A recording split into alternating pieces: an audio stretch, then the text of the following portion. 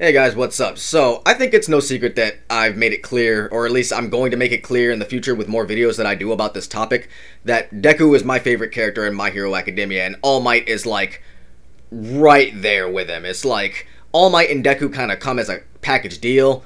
They're not like Naruto and Sasuke, because they're not, because Deku and Bakugo are the Naruto and Sasuke. Well, Shoto is more like Sasuke, but you get my point here.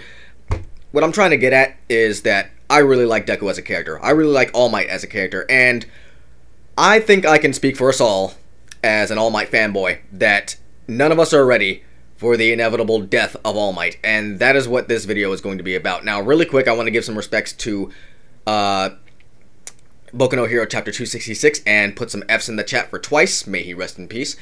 But let's be real, in that chapter, Twice had to go. Like, this entire villain war, like, against the Meta Liberation Army would have gone to shit real quick if Hawks didn't take out Twice. Let's just keep it real. But right now we're talking about All Might and his inevitable death. So back in the manga, I can't remember the exact chapter that it was, but back in season 4 that just recently is about to wrap up, Night Eye predicted that All Might was going to die a horrible, gruesome death at the hands of a incredibly terrifying villain, and we all assume that that villain is going to be All for One. But I think that the twist there is going to be, and plenty of other people have said this too, that it's going to be Shigaraki that kills him, but Shigaraki isn't going to be calling himself Shigaraki at that point, I think. I think at that point Shigaraki is going to have taken the mantle of All for One from All for One, and, you know, by that time we'll have learned All for One's full name, you know, because he's, we don't know All for One's first name, but we know his last name is Shigaraki, so, you know, we still got more to find out there, and you know, Shigaraki is going to absolutely inherit All for One's will, and I really think that, you know, Shigaraki is going to kill All for One, because, you know, he's probably going to find out that All for One probably, you know, was the one that orchestrated everything that kind of happened to him as a kid, because I believe that's kind of what he did, because All for One's a sick bastard like that. But then he's going to go out of his way to kill All Might, because it's like he wants to crush the hero society that All Might built up his entire life. You know, he wants to crumble that to the ground, so, excuse me, I got a cough drop in. But he wants to destroy all that, so the best thing to do, and the first thing that he's going to do to start with that, is to kill All Might. However, that is where I feel he's going to make his first fatal error, because he doesn't necessarily know how One for All works. He knows that One for All exists, but I don't think that the Doctor has a full understanding of how One for All, the quirk itself, works, and I don't think that he necessarily, like, he knows how the quirk is passed along and everything, and how the power is stockpiled, but I don't think he knows anything about the multiple quirks inside Deku or anything like that. So what I think is going to end up happening, right, is that Shigaraki is going to kill All Might. It's going to be really dramatic, really sad, and really just heart-wrenching for everybody involved. Deku and All Might, I mean, Deku and Bakugo are probably going to see that happen, and Bakugo, I imagine, is going to, you know, lose his shit and try to attack Shigaraki. Of course, he's going to try and kill him. Deku, at that point, I think also might try to do the same thing, but I think Deku, like, one of two things I think is going to happen to Deku.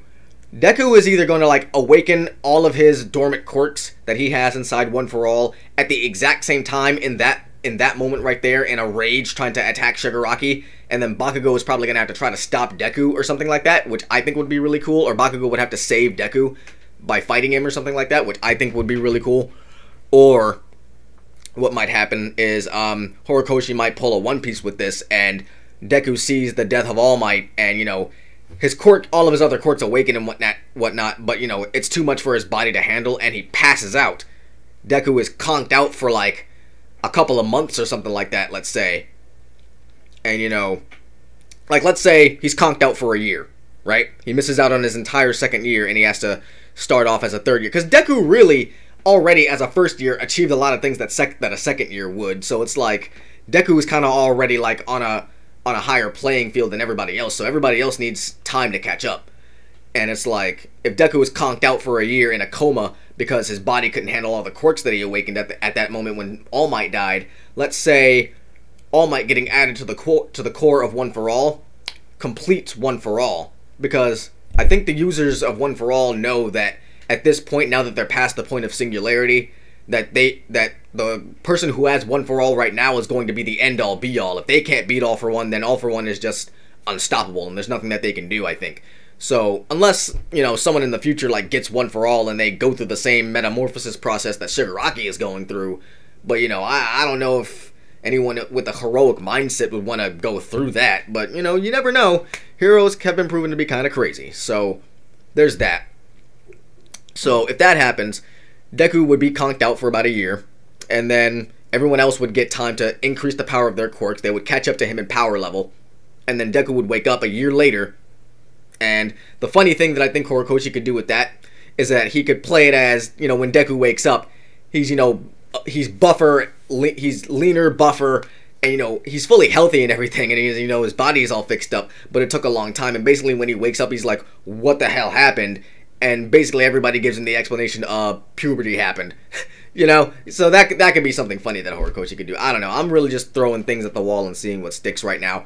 But that's something fun that I think could happen, and I think that's something really interesting that I think could happen, because as it stands right now, Deku has trouble, you know, managing his percentages of One For All, and, you know, because he has to use creative ways to use his body in order to not break himself. But, you know, at some point he's going to have to be able to, you know, throw full-fledged 100% punches and kicks and stuff like that. So I think that once All Might dies, it's going to complete One For All 100%, and Deku will be able to pull out that 100% power, but he won't be able to do it, like, you know, immediately after All Might dies. It'll probably take some time, you know, for him to get used to it and stuff like that. So that's really all I've got for this video. It's probably going to be, this video is probably really short, roughly like 5 or 6 minutes, 7 minutes really, but that's fine by me. I really just wanted to get my thoughts out on this topic real quick, and, you know, just let you guys know what I thought. So, you know, like, comment, subscribe, hit the bell notification so you know whenever I upload, and I'll see you guys next time. And hopefully, with the next couple of videos, I'll be able to get some editing done and whatnot, because I got a friend helping me out with that pretty soon. So, you know, stay safe, wash your hands, and stay the fuck home.